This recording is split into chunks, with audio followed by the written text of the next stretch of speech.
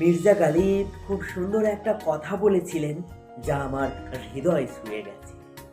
ভুলে যাও মায়া, মুছে ফেলো স্মৃতি। মানুষ হলো বহুরূপী, মনে রাখলেই ক্ষতি। হ্যাঁ, মনে রাখলেই ক্ষতি। তুমি মানুষকে যত মনে রাখবে, যত ভুলতে পারবে না, তত তোমার দিনগুলো কষ্টকর হয়ে উঠবে।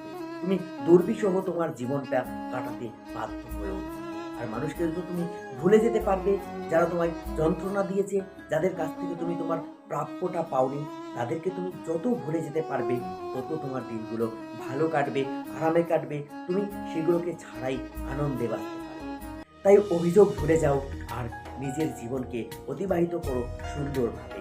মনে রেখো, মানুষের মায়া যদি তুমি ভুলতে না পারো, তাহলে কোনোদিন জীবনে উন্নতি করতে পারবে।